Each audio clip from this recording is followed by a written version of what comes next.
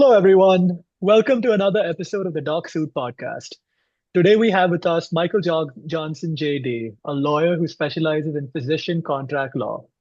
Michael started out as a lawyer in the business and employment domain before carving out a very unique niche, physician contract law. In 2019, he founded Michael Johnson Legal, a firm built specifically to help doctors understand, evaluate, and negotiate the contracts that shape their professional lives.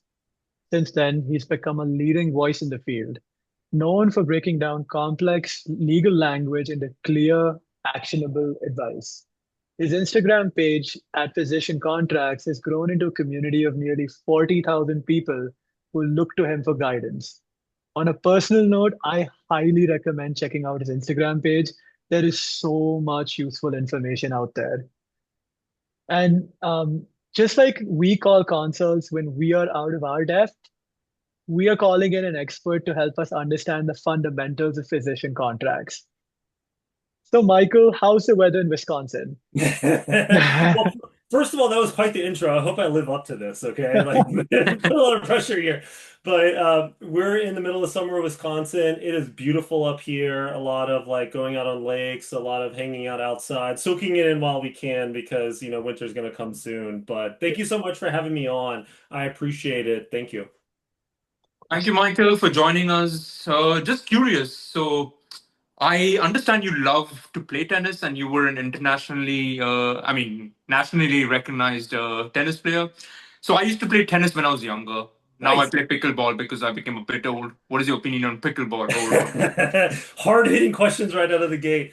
So I haven't played pickleball myself, so I don't really Of know. course, of Small course. judgment, okay. But actually, pickleball is nice because you can play with so many people, and it's just Right. so active right now. So I would say keep it going. I play platform tennis. I don't What's know if that? you've ever seen platform tennis. No. It's basically like racquetball but in a cage, and you play Uh-huh. it outside in the winter in Wisconsin. You can play it when it's like 5 degrees outside and it's snowing. You should look it up. It's a lot of fun. We have a platform tennis club in my Interesting. hometown here in Wisconsin. So I still play tennis, but a lot more platform tennis. But yeah, many moons ago, I played competitive international tennis. I got to travel a lot. I played for the Amazing. U.S. Junior Davis Cup team. We did Wow. not win, so took a couple losses, but that's Wow. okay. But I got to play all the Grand Slams and juniors, got to play Australian Really? Open, French Open, Wimbledon, U.S. Open a couple times. Oh my So yeah, it was a God. lot of fun. I tried to play professional tennis for a few years first. It was a blast. I didn't make any money, but it was a lot of fun. And then I Can, played in college, and then I coached in college before law school. So that's my tennis background. Interesting. have you ever thought about negotiating tennis player contracts? I mean, you know what I mean? Like that's a good business How did you, opportunity right there, yeah, no? how did you get into negotiating? That's pretty cool, I would say. Yeah, so I picked my law school based on the sports law program. I wanted to be an Uh, agent. I wanted to go into that space. It was, 2010, 2011. Markets uh-huh. weren't that great. I kind of needed to have a job. So, I'm not really, following that through. But really interesting, kind of close to our niche is the NIL stuff in sports. This might be an area that we explore in the future, but with college athletes making six, seven So much figure money. NIL deals. It's kind of a natural, kind of, close thing to what we do. So something I'm exploring, but I really like just representing physicians. So it's actually a lot of fun. I Interesting. mean, and you just mentioned that, your wife is a physician too, so there's like a really important personal angle to this whole thing as well, right? Because like I'm sure that You that did that you ever play in a empathize with role? them. You Right. empathize with them, I believe. Yeah, yeah. So my intro into the space, I was practicing law like business, construction, employment Right. litigation, kind of broad, like business related litigation. Right. But I had started dating and then got engaged and married to my wife. We met during the tail end of med school. I didn't go through like the rough stuff of med school, but like the very tail end. We literally met the week before match. So I our Wow. see. first date was Perfect. her explaining to me what match was, which is totally Oh my nonsense, by God. the way. So like whenever I represent residents, I have to like joke that this is not like match, okay? you have leverage, like you get to decide. This isn't like a souped up like sorority type situation. Like, Yeah, you get to decide. But we got engaged PGY 1, got married PGY 2, and then shortly after we started looking at jobs. We were looking in New right, Orleans, looking in Wisconsin, started looking at her right, first deals. This was 2018-ish. And I started looking at these deals, and from even a lawyer coming from outside of medicine at that medicine, point, yeah, they are wild. Okay, they are not common. The terms that y'all are asked to sign, the way that they're structured, they are just wild. And I was looking around for lawyers that could help me. Lawyers hire lawyers to help them in their personal of situation course, all yeah, the time. And I was looking around, and there were a few, but really not a robust service for individual physicians, yeah, physicians. So, we did this ourselves. You're not supposed to represent your family, but I kind of broke what, that. yeah, Worked with my wife. But we went through it ourselves, started helping some of her colleagues, and just started kind of building yeah, from there. And I said, you know, I have an opportunity, hopefully, to build a practice where individual physicians can go to get really good, like from the trenches legal advice as they navigate these big transitions in their lives. So, that's kind of the origin story of the firm. We started um, right as my son was born in August of 2019, but started kind of building out this service for physicians. We moved to Wisconsin in 2020 after she finished training, and then really started to grow more like 2021, 2022. To right, today, we're four lawyers. We represent I don't know, about 800 to 1,000 physicians a year, looking Wow. amazing, probably 1,000, amazing, 1,500 Wow. something. I don't know exact numbers, but a lot here, and it's just a really fun space. It's fun when we have enough like volume and we see so many contracts that we can really pick them apart and really understand what makes sense and what doesn't, and help folks, navigate these deals. But it's a really enjoyable way to practice law. There's a lot of nonsensical ways to make money as a lawyer, but Yeah. this way is a lot of fun. I mean, Makes I sense. think it's such an interesting niche as well, right? Like, and I think that's a really good sort of segue into our first question that we have, for you. Um, so as a physician in training, my understanding of a contract is I am paid based on the RVUs that I generate for the hospital, right? Like the relative value units that I generate for the hospital.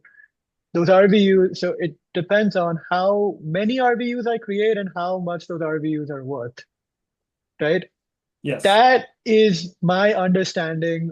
Like that's my understanding of what a a employment contract looks like to me. And I'm sure there are a million shades to this, but that's kind of like saying, okay, cancel bad, right? Like that's it. That's the amount of information I have, right? And Well, yeah, go ahead. I'll tell you, when you're looking at physician contracts, it really boils down to three big questions. okay. Okay. So if you start off with these three, you're in good shape. First is your work obligations. What are you required to do?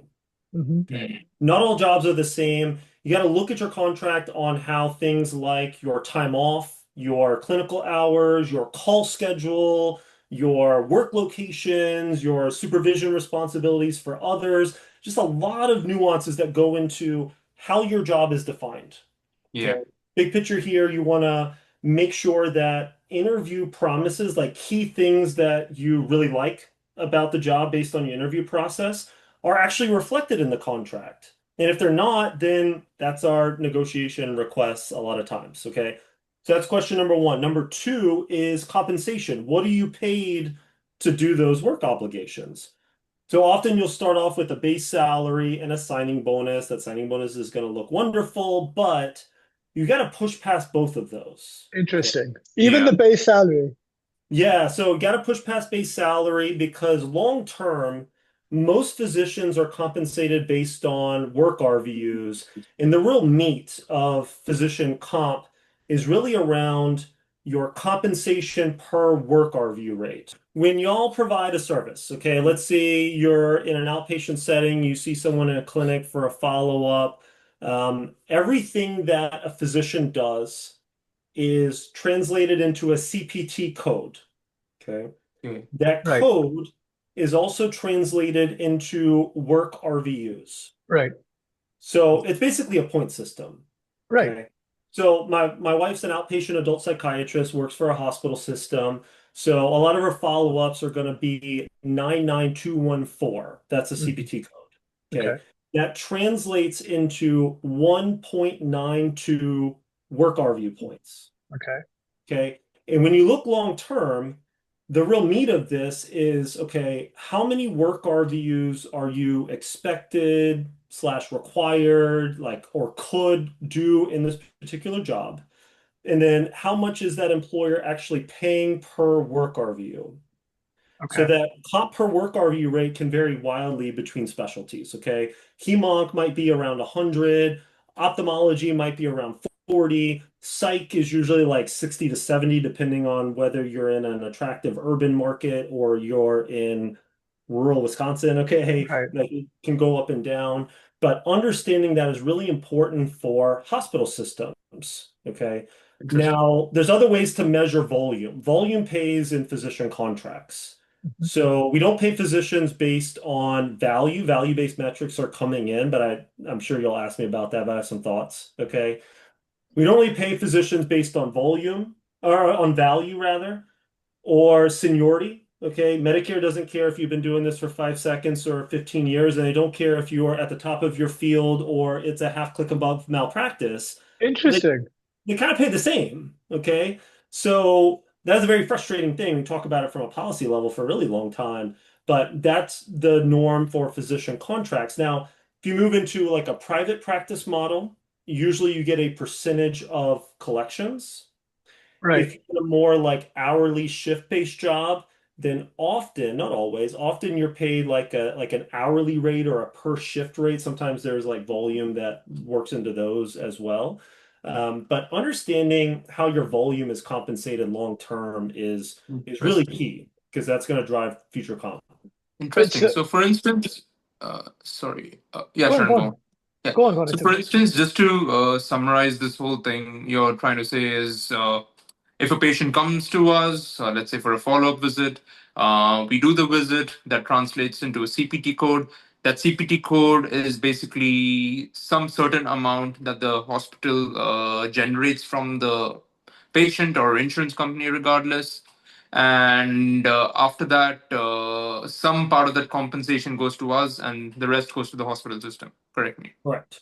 Okay, got it. Yeah, Okay. perfect. Yeah, correct. But yeah, so understanding those rates is super important. You know, a lot of first contract physicians will want to jump out and negotiate the signing bonus, try to get it from 25,000 to 50,000. Right. Right. But that's beans. Like pretty much everyone listening here is going to make more than $1 million in the first 5 years, okay, unless you're like really academic peds or something. But Right. there's a lot of money on the line, and negotiating for 25 grand up front is kind of a couple percentage points, right? So, But right. that rate is really valuable. So again, but like the question is that rate is influenced by systemic factors that isn't necessarily under the control of the employer, correct? Right. So Correct. even if we were to negotiate with them, we can't tell them that, hey, I want you to increase the rate of payment for me because that CPT code is not going to change. It's going to depend on where you work and what specialty you work in and whether it's underserved, overserved, urban, rural, the population you're serving, etc.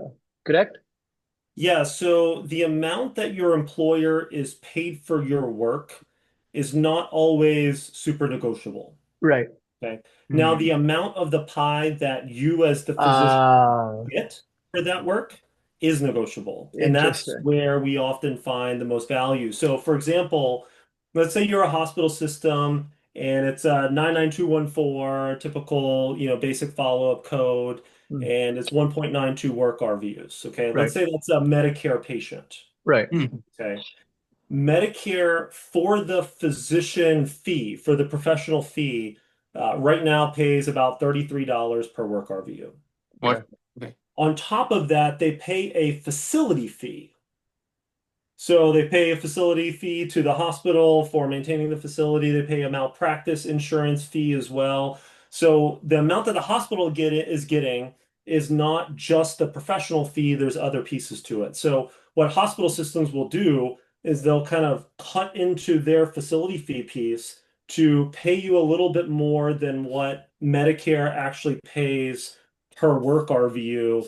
On a macro policy level, the amount of reimbursement for facility fees has gone up, but the amount of reimbursement for the physician professional fee has gone down, which has made it much more difficult to compete if you're in private practice and you Right. don't have access to those facility fees. This is one of the main reasons I why we see see. this massive move over the last couple decades, massive move from private practice into direct hospital employment or employment by, United slash Optum. They're the ones that are paying their payviders. Right. But, that's one of the main reasons why we see this. Oh, one you basically answered all the questions we had in one sentence. So, but I think, all right, let's sort of circle back. I think we've actually covered like a lot of things that we wanted to understand, but kind of circling back to something that I think that's really important. Like, what are the different incentives? And you alluded to this in a little bit. So, what are the different incentives you commonly see offered to physicians? And like, what should we, how should we prioritize them? Very good. So, like we said, the comp per work Right. RVU, comp per volume is probably number one. Okay. Okay. Depending on your specialty, depending on the situation, there might be call pay. So for a lot of surgeons, that's something that we might push for, like orthos, if you're taking, 90, 100 calls a year, are you paid like 1,000, 1,500 per call? You paid zero. Hmm. So that's an area that you might want to consider negotiating. There's sometimes you might be paid for supervision of nurse practitioners or physician assistants. Hmm. Okay, this is more of like a primary care, psych, peds, that sort of thing. A lot of employers are trying to cut that out. They really don't Hmm. want to pay physicians. They just want physicians to supervise for free. Um, we talk about that for a long time. There's incentives like relocation. Hmm. Often they'll pay another 10 or 15 grand to help you relocate to the, employer's location. Right. There might be signing bonuses. Signing bonuses are all over the place. There is no standard signing bonus. If your employer says this is a standard signing bonus, that's nonsense because Okay. I literally see it all over the place. Okay. Okay, I've seen it 10 grand for an ortho spine surgeon. I've seen it $250,000 for a psychiatrist. Oh. It really just depends. Okay. Also, base salary is nice, but on base salary alone, you're unlikely to reach like the 75th percentile, the 90th percentile under like compensation data sets. You Right. typically have to do that through higher volume, through a good comp per volume rate, and then be doing a lot of volume, frankly. Um, there's other little things. You might have like a medical directorship stipend. If you Yeah. have some sort of Like other part-time positions. managerial role, it Okay. could be another 20K, 50K, maybe 100K if it's robust. Uh-huh. But we'll negotiate those sometimes. There's a lot of different ways to pay physicians. The legal side of this, okay, is under Stark Law. So Stark Law is an important thing that every physician should understand about physician comp. This is a Okay. federal law that places some limits on how much and how physicians can be compensated. Okay. What this law says is that if the physician is taking any government payor, Medicare, Medicaid, TRICARE, the state equivalents, Right. okay, then the compensation paid to the physician must be based on fair market value, Hmm. must be commercially reasonable, Hmm. and cannot take into account the value or volume of referrals. You can't be paid based Based on, off of referrals yeah, you based on generate. referrals. So, which is a tough thing because in a lot of other industry, basically every other industry, like, yeah, sure, you can be paid based on the number of referrals. Yeah. Yeah. Physicians cannot. So, like a cardiologist is not supposed to be paid based on the number of internal referrals that it creates, the number of, testing. Testing is very profitable, Right. okay? And cardiologists will churn a bunch of tests. Same with hemonc. Like in ortho, for example, they churn a lot of facility fees. All these surgeries Right. create a lot of revenue for the hospital in the form of facility fees. Physicians are not supposed to be paid based on that. They're supposed to be paid based Oh. on what they do. Okay. So when they look at fair market value, they often look at compensation data sets. It's not a Mhm. pure mathematical equation, but it's got to be within some reasonable range, you Right. know. Mm. So for example, if a psychiatrist averages 60s, 70s per work RVU more or less, if someone's paid 100 per work RVU, then the federal regulators might have some questions, okay, if it's way Interesting. outside of the norms. Makes sense. And then like the fair market value and commercial reasonableness prongs kind of go together a little bit. Like the commercial reasonableness piece basically says that the deal must be logical, must make sense. It doesn't Hmm. have to be profitable on the facility fee, on the Physician side or the facility side. Right. yeah, on the professional fee, okay? They don't have to show that, hey, we make a profit off of Right. this position, but it has to be reasonable. So, those are the federal limits on what physicians can be paid if you're taking those payers. So if you're pure cash, if you're cosmetic dermatology, Sure. your DPC model, then that might not apply to you, but this is the main limitation. Interesting. And wait, so if you're as you said, a cosmetic dermatologist, and you're not taking federal or state funded patients, you can basically charge what you want and be paid what you want, correct? Correct. Interesting. All right. So that's all right. So that's like a free, there is a free market, but it's not for federally subsidized healthcare. Yeah. Example, cardiologist. Cardiologists can't charge whatever they want. So if For we no, compare, they can, right? They can do that, but they can't do it for patients who are using federal insurance and they're coming to you. Yeah. Okay. okay, All right, Right. but right, so but then that's the compensation piece. That's the cash or that's the money that you're making, right? But then there are, as you said, other pieces of the puzzle that are like protections when it comes to like your protected time or academic time. Are those things like that's the second bucket that I would imagine like we would be offered when we're signing up, right? So like, Correct. is there something that we're missing beyond just these two? Yeah, so we've got work obligations and comp. Third is exit strategy. Okay. Okay, got You got to understand the legal and financial penalties associated with leaving a typical physician employed contract. All right. okay, Backstory here, employers spend a ton of money recruiting you. Okay. okay, If I flip my law firm to just be a recruiting firm, like I'd probably make more. Frankly, like it costs a lot of money to recruit you. It okay, costs a lot of money to get you in the door between signing bonuses, student loan stipends, sometimes moving right, stipends. Often they're a six-figure in the hole before you even see the right, first patient. right. Okay. And then often there's a bit of a negative delta between what they're paying you on day one and what you're You're actually generating. generating for them. mm, So Right. often there's like, especially in hospitals, they often need kind of a longer runway here to, reach a break-even point and become a bit yeah, profitable on that individual physician.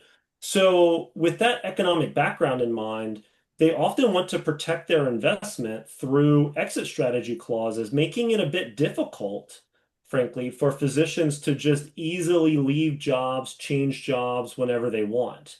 There's six big issues to exit strategy. We'll probably get into them, but things like non-compete clauses. Vast majority of Right. states, they're still enforceable that prevent you from practicing in a certain area and can make leaving very complicated. Often they might make you pay your malpractice tail coverage. okay, Okay. So that's another cost that might be coming out of your pocket if you ever want to leave. And if you're kind of an expensive physician, then this can be a big issue. Sometimes Right. there's just straight up financial penalties that say, hey, if you leave in the first 3 years, you owe us X amount of money. If you leave in the first 5 years, you got to pay back your signing bonus, which you probably spent to buy a house and live Right. a little bit after training. There's a lot of trapdoors here. So like, big picture, we want to try to clarify what you're required to do, make sure that it matches your interview, like the key interview promises. Okay. Yeah. Number two is comp. We want to make sure you're paid a fair market rate long term under your deal. But both of those are going to be a bit malleable. We're not going to be able to nail them down perfectly forever. Employers are going to have some flexibility to adjust these unilaterally over time. So, if you want control, you want some sort of leverage to push back on that in the future, to be able to renegotiate, to be able to seek out better deals that make more sense for you. You need to really focus on your exit strategy. And this is a big focus in the firm, making sure we understand how difficult, how expensive, what options the physician is going to have if they want to transition. It's in, That makes that it's. makes I'm sorry. complete sense. Yeah, Sharon, I'm go ahead. sorry. I'm sorry. It's ironic because like the two of us are residents and we're probably going to do fellowship and then we're going to do our job and then we're already talking about exit strategy. Yeah. But it's like it's something that this is why we need you, right? Because like this is something that's so inconceivable to me, or I'm sure Mohit as well. Like we would have never thought about exit Correct. strategy. I Like, never knew about exit strategy. First time I'm listening to it. right? So like amazing. All right. Sorry for the So, interruption. Go. so adding to this point of leverage itself, Mr. Michael, like most of us, like most of the international doctors or physicians are on visas. As physicians who are searching for their first job, what is the leverage we actually have when negotiating a first contract with the employer? Yeah, very good. So we're talking about J1s. You're looking for a J1 visa Yeah, waiver, technically. right? So here are some key points. Under the J1 visa waiver, obviously you come here to train. If you don't get a waiver, then you got to return to your home country for 2 years and then you can come back. But obviously that's a challenge. So a lot of folks that are training here will want to seek out a job that offers a J1 visa waiver. Right. Okay. The rules around that are that your contract as a J1 has to be for 3 years. And Right. often your options to terminate without cause to be able to leave that job during the first 3 years are significantly reduced. Okay. Very challenging to make that transition. If you're unhappy in your job a year or two in, it's not impossible to change, but there's a lot of risks. So in the firm, when we work with J1 visa waiver clients, we're often saying, okay, we have to assume that this is the deal for the first 3 years, and we need to protect your ability to transition after 3 years I and see. also protect you as much as we can from the potential for being taken advantage of during the first 3 years. Got it. So, a couple points become more important. I realize I just said base salary is not as important as you think, but if you're a J1, we often want to negotiate for a 3-year guaranteed salary. Okay. Hmm. Interesting. Okay. Sometimes they want to move you over to production, let's say after 18 months, Right. but if for whatever reason there's not enough volume, there's some issue with the practice, and you're about to lose a bunch of money moving over to pure volume, we Right. want to try to avoid that. I've had, quite a few J1s come to me, 18 months in, 24 months in saying, I don't know what's going on, but I'm not making any money now. I switched over to production and now I'm about to lose, 100K plus. What can I do? And I'm like, problem was like 2 years ago, 3 years ago We're when you signing it. negotiated everything. Yeah, you gotta Right. you gotta Sense. push for that a little bit more of a defensive measure. So that's one issue. Base salary for the entire 3 years. That's Okay. amazing. Okay. Yeah. Number two here is non-compete should be removed from your contract. Oh, okay. That's one of the requirements. Now, a lot of employers will put a non-compete into your contract and just say that it is suspended for the first 3 years. Uh-huh. But like it automatically comes in 3 years in a day. So I don't know how much that really helps you. Yeah. Sometimes Yeah. they remove it in full and then they want you to sign a new contract after 3 years. So that opens up some options if, like, at the 3-year mark, you want to transition to another employer close by. Often you have a very, very small window to do that.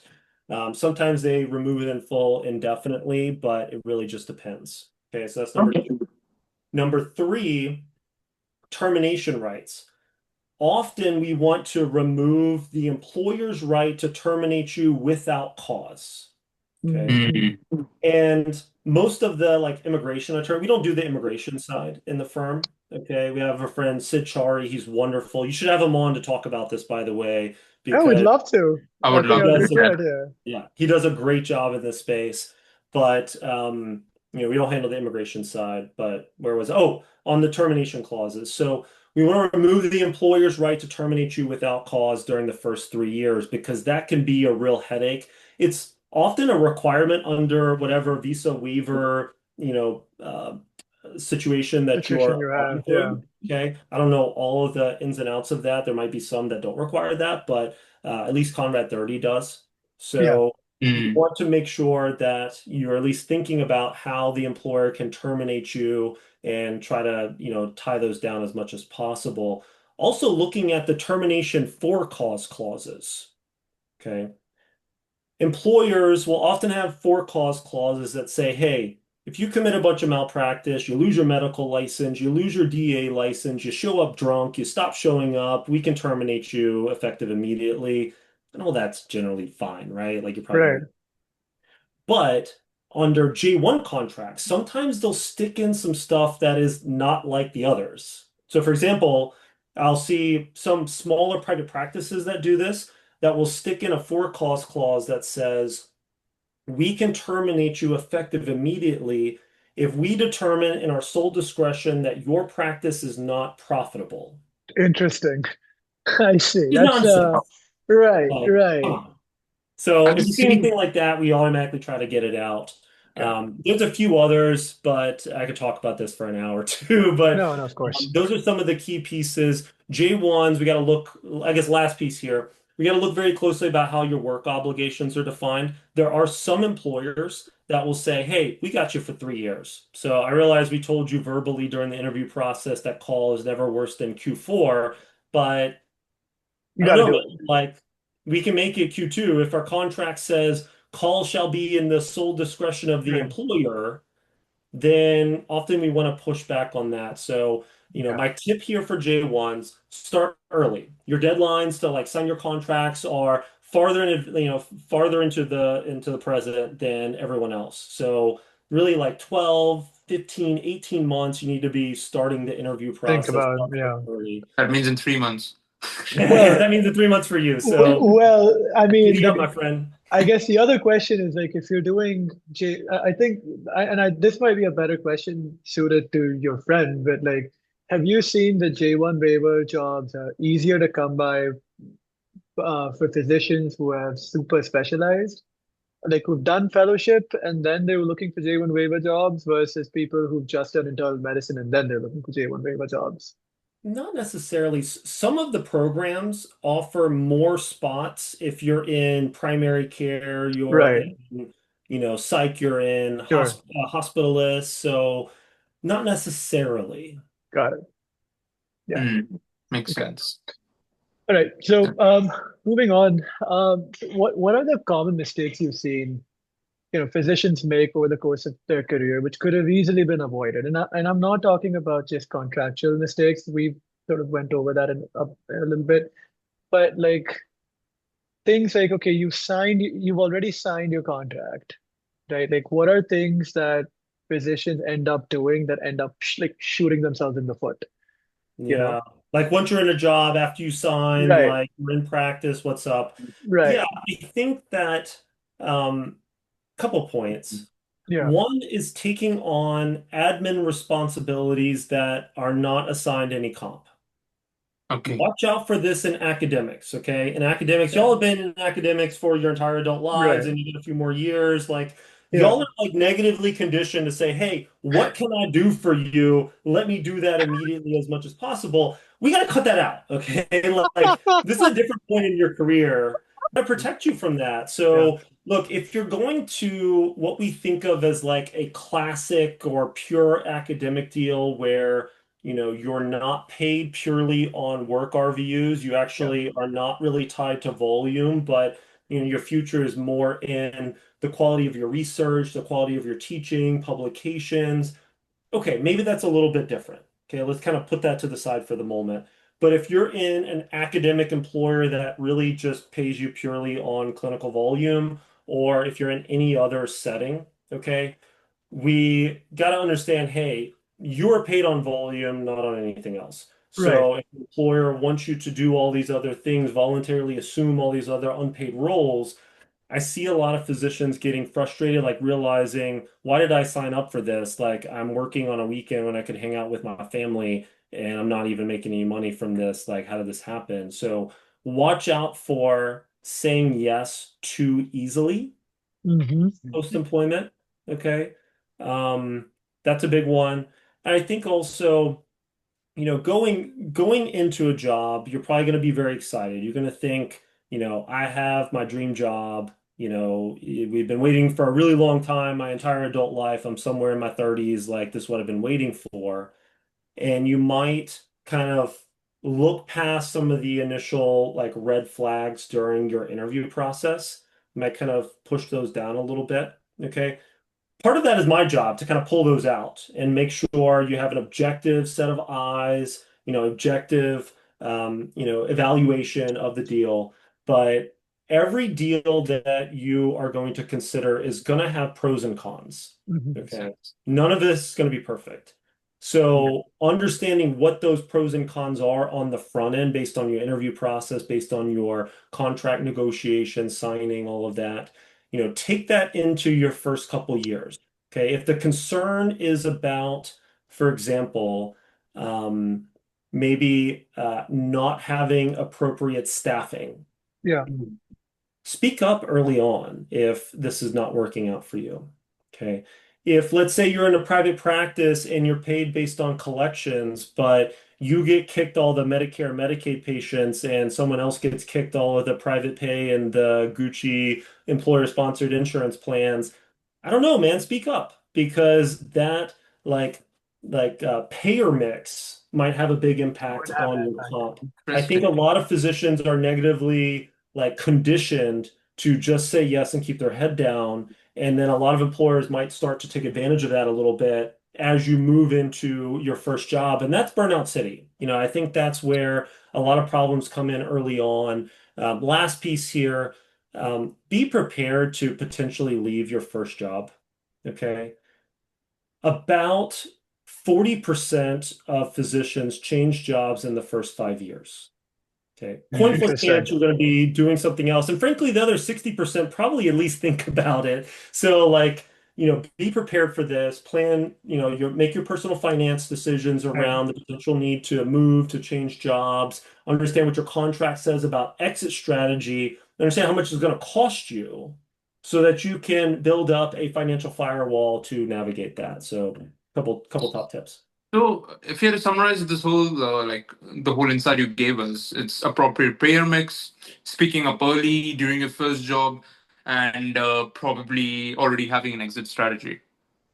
Yeah, and I would say be tactful, okay? Like don't Yeah. walk around middle finger up like with a big attitude, okay? Like that's also not going to work, but you can very thoughtfully like, professionally stand up for yourself and Right. advocate for yourself. But Interesting. Actually, Michael, what I've realized in this whole conversation we had, right? I learned, apart from obviously learning about our current, present, future, I learned more about the business side of medicine completely on how employees actually shape the role and how the whole process works. That's pretty interesting from what it's I've like understood. What are your views on it, Sharan?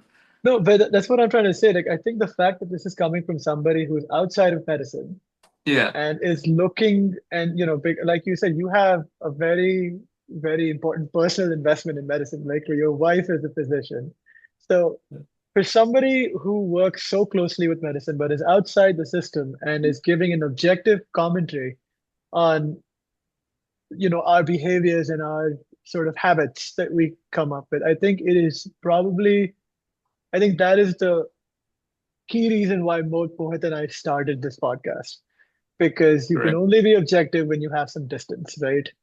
You Yeah. need to step away a little bit and then see what's going on. And I think, and I thank you so much for like providing that insight. That I think that alone was amazing. Um, Definitely. Continuing Uh, ahead, yeah, continuing ahead, like if we had to really distill down also businesses, right? Forgo the technology costs, forgo the infrastructure costs. Let's leave the operation costs and even miscellaneous costs. The biggest expenses is the staffing itself. And do now, you agree with as that? Do you agree with that? I think that's the first. That's what we think. that's what I think, because that's Deloitte's first or McKinsey's first key role, reduce the Yeah, staff. so this is a really, really important discussion because the amount of administrative costs surrounding the physician-patient relationship has exploded over the last Right. couple decades. Okay. Admin costs are going here. Physician compensation is just a hair below inflation. Okay. Y'all are making a little bit less, over inflation, over time. But the amount of the total healthcare costs that are going to somebody else and not the physician is growing massively, okay? The total percentage of healthcare costs that go to physician comp is about 8%. Are you kidding me? What? 8%. Where does 8. the rest? Where does the rest go? That's a great question, my friend. Like, there's a lot of money that is going into everyone else that is connected with and can like wedge themselves between the physician-patient relationship. And that's where we've like really just gone completely off track, looking at it kind of outside objectively, like not being a physician in the trenches myself. This just jumps at us constantly. Eight Y'all, percent. 8%. 8%. Healthcare is the biggest part of our economy. Okay. Yeah, but That And the that's center of understandable. that is the physician-patient relationship. And it right. is just wild. Like insurance companies, hospital systems, pharma, whoever, okay, wedge themselves in Wow. between you and the patient. Okay, they make a bunch of money, but and their revenues are growing over time. Okay. But it's wild to think that y'all maybe come out of training thinking maybe you're not as powerful as you can. Maybe you're just trying to get a job. Maybe you don't have a say on a macro level. If physicians banded together and created like a very unifying message, like really had a good lobby here, like 8%, give me a break. Like this is But nonsense. So it's kind of funny that you mentioned that because it's like what you just said about, how how medicine is such a big part of the US economy and how the actual center of that or the centerpiece is makes up less than 10% yes. of this whole like that. So what Mohit, that's why I asked you that question because what Mohit and I were alluding to is, oh, probably firing a physician is probably going to save money. Like if they want to cut costs, it's the way you do that is by firing a bunch of people. Like in tech, like in Yeah. technology, like like Microsoft is laying off, thousands of people. Amazon lays off thousands of people for efficiency purposes, right?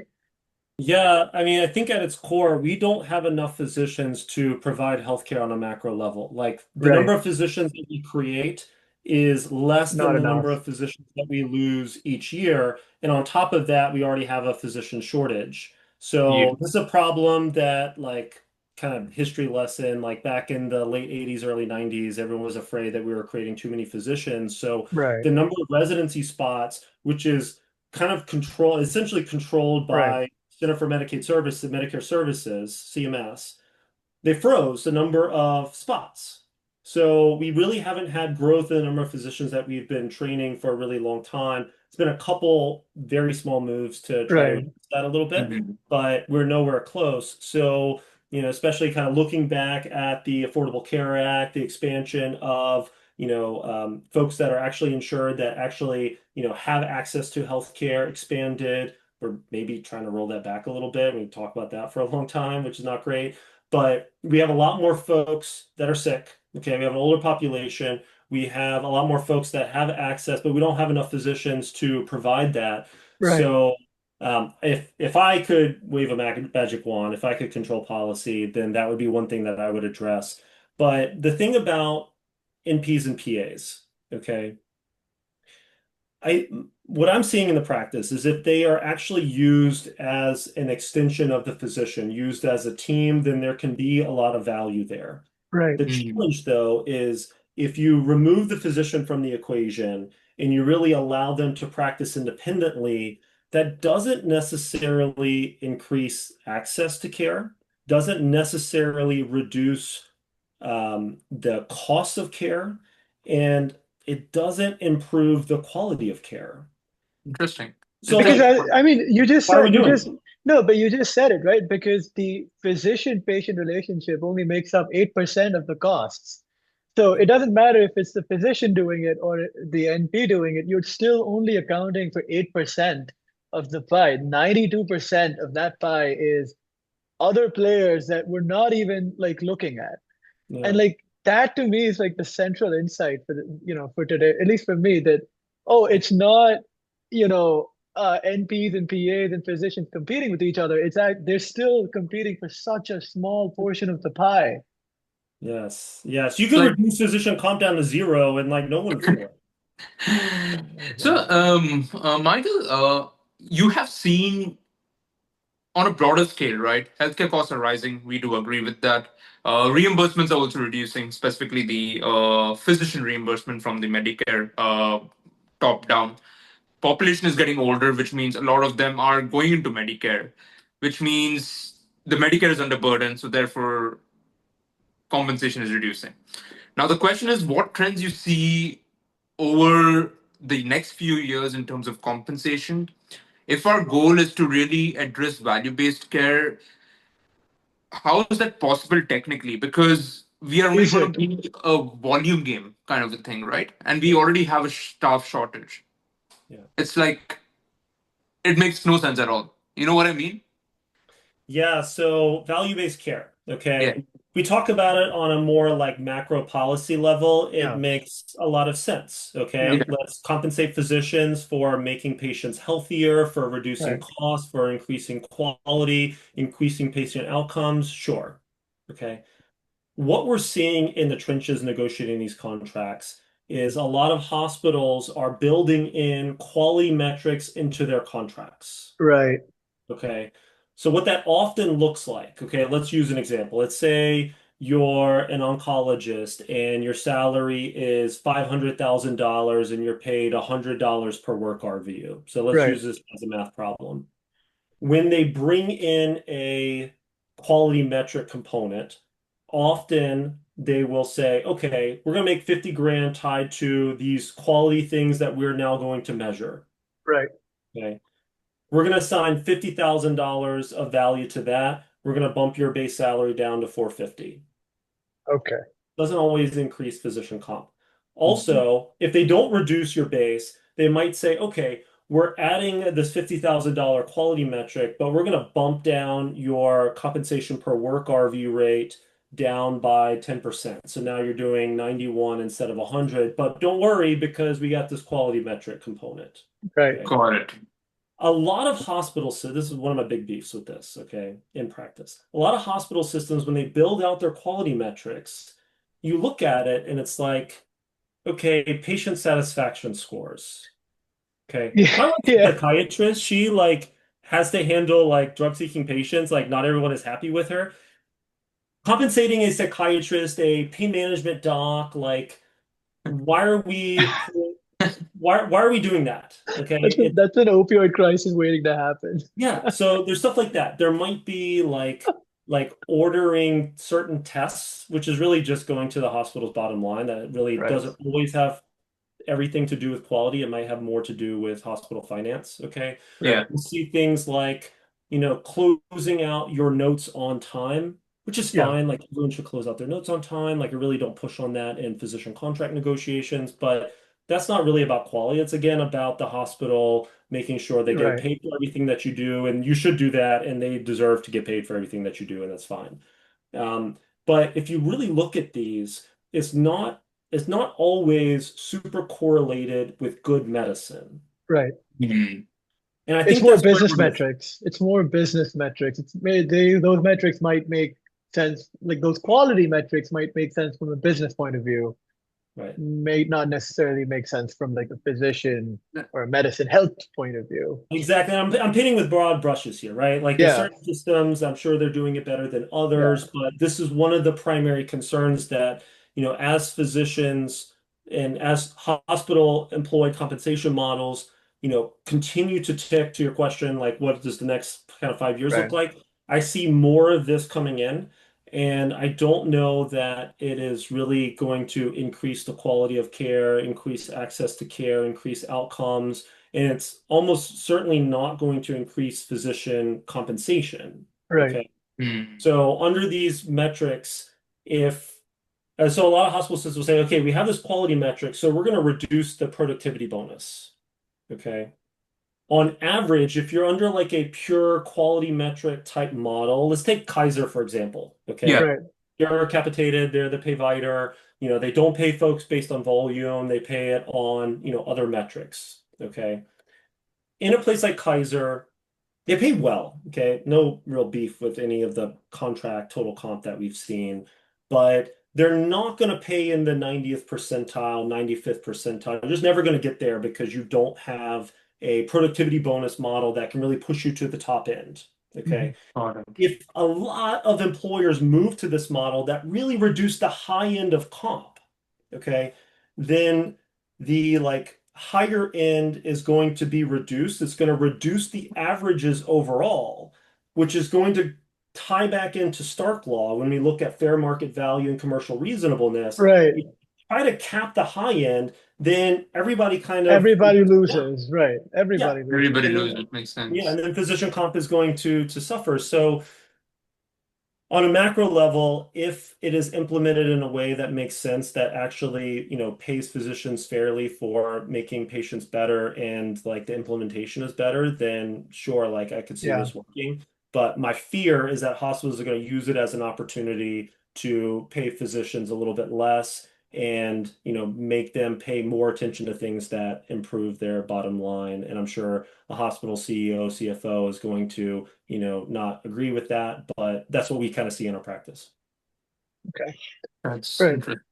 I think I think I definitely want to like bring back all of this and bring back the discussion to kind of understand like the fact that we're discussing this because it's important to kind of educate all of the people in our community, especially physicians, that okay, these things can happen. It doesn't mean that they are happening, but it is more to provide perspective that these things can happen, and it is important to understand and call a bad apple when you see it. But if you don't know what you don't know, you're never going to be able to act on it, Yeah, right? very good. Yeah, I think physicians can affect these macro level pressures by being able to vote with their feet, okay, being Right. able to change jobs more comfortably. So that ties back into our exit strategy concerns. If an employer over time changes your compensation model, changes your work obligations in a way that is unattractive, you can't expect any employer to be exactly the same for Of the rest of course. your career. You got Right. like a 40-year, window Sure. here. That's, completely unreasonable, right? Like, Right. of course, it will change. Right. So if you have more freedom to be able to change jobs by reducing your exit strategy, by having a strong personal financial situation where you're not tied to every single paycheck, where you Yeah. can make adjustments as needed, I think that would be very helpful. And then physicians just learning about their power, learning about their leverage, and how they can affect change. I think is really important. If more folks, take their contracts seriously, negotiate them, advocate once they're in, and then are more ready to adjust to potentially change jobs if the employer, does something unattractive. I think that has a macro level impact on the delivery of healthcare, of the experience of physicians overall. Like it's better for everyone. Got it. Right. I think that's a great note to end on, to be honest. To be honest, it all Thank depends on really, do we need to satisfy the patient, improve patient experience, or do we need to improve revenue? I think so. That's the fundamental question which people are trying to solve. But I mean, you have to healthcare is a business, and then it has to be sustainable in order to Correct. exist, in order to provide care. So, I think all of us kind of understand that on a fundamental level. It's just yeah. how much are you like, what are you prioritizing on the grand scale? I think that's what matters. Is patient Uh, experience a really unique value proposition when a new hospital system is created? I don't yeah. think so then. I mean, Yeah. who knows, right? So it depends Who on knows? what. Yeah, maybe. It could be a good customer funnel, but a good marketing strategy, but is it really valuable catering towards specifically towards Better patient outcomes. experience? Yeah. I don't know. Right. Anyways, thank you so much, Michael, for coming on. This was phenomenal. I think both Mohit and I, like we said, this is like one of the best lectures of our mini MBA that we're pursuing. The I call it the podcast MBA. podcast MBA. Rename it. Thank you so much for the opportunity. I'm happy to come back anytime. Y'all see anything in the news, anything interesting going on, let's chat about it. But thank you so much for the opportunity.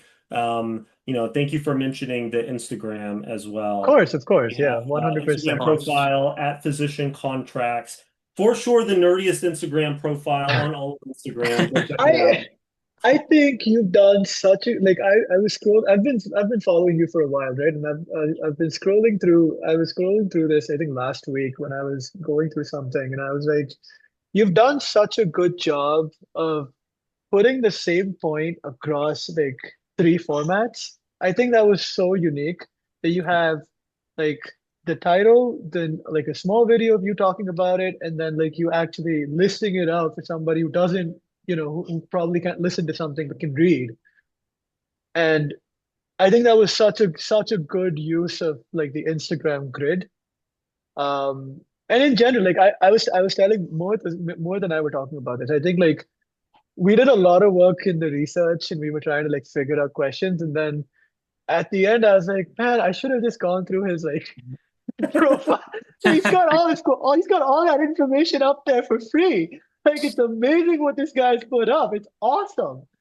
Thank Like, you. Thank you. I appreciate those kind words. And I'll tell you, for anybody like interested in this type of stuff, the most enjoyable thing professionally that I've ever done is take everything that we are learning in the firm, okay, yeah, negotiating these deals, and then talking about it on Instagram, sharing it yeah, widely for free. I right. really enjoy this process. It's fun. If as a physician, if you want to start your own voice, you want to create your own change, you want to talk about something, there's a lot of very powerful and cheap ways to To do do it. it. You got Right, to create like meaningful content that like people connect with, but there's an opportunity for change. You see a lot of this right now, like right. Doc Lock with the funniest videos, but really hit home, right? Get it You home. see Dr. Potter with her fight with United and Right. making a big splash, really, Yeah. creating a national conversation amongst physicians on like what are we willing to put up with insurance companies. You can make a change. So, consider building your own voice. I've had a lot of fun, and everyone in the firm, we really just enjoy that process. It's Interesting. interesting you mentioned that because so one of my seniors, she's 2 years senior to me. Her name is Elizabeth Kadankli. You'll probably hear about her in the next I, 10 I years. listened to that podcast. It was Right, there excellent, you by the way. go. If you haven't listened to it, you're listening now, jump back. It was like, I don't know, 10 months ago. It was a little bit ago. Yeah, Listen to it. It was really good. right. Like she was actually it's amazing. She was a lawyer. She now was like a physician at Cleveland Clinic, and then now is at UCLA doing cardiology. And Wow. I am like, I Wow. was just so blown away by her. And then we ended up having that conversation. It's like the passion for advocacy just it just shine through that whole conversation. It was just so much fun.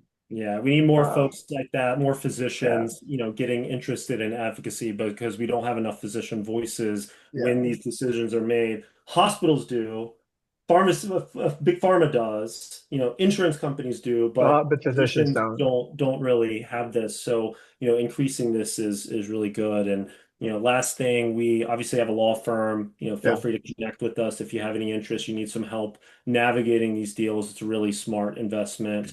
We also have a course, Mastering Physician Contracts. So I Interesting. spent 9 hours talking at a bunch of cameras and created about a 200-page manuscript about this. But we have a Lovely. Of course, really covers many of the top, dives deeper than what we can do in 1 hour here, obviously. course. But if you want some additional education opportunities on physician contracts, then that would be another resource to check out. But yeah. Makes sense completely. I think so. Apart from even talking about physician contracts, what you did was immensely useful in terms of connecting the dots that we have built over the Right. last 1.5 years, you actually distill down how the whole compensation process works, how the business aspect of it works, which is fairly useful to understand how medicine as a business works in general. Actually, I wouldn't say useful, it was extremely useful. Yeah. That useful is a very undermining word. But I think so. Every time we have such discussions, both Sharan and I are always fascinated.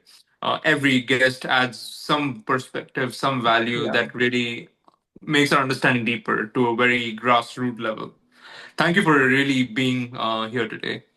Yeah. Thank you so much. I appreciate the opportunity. Y'all keep it going, okay? This is really fun.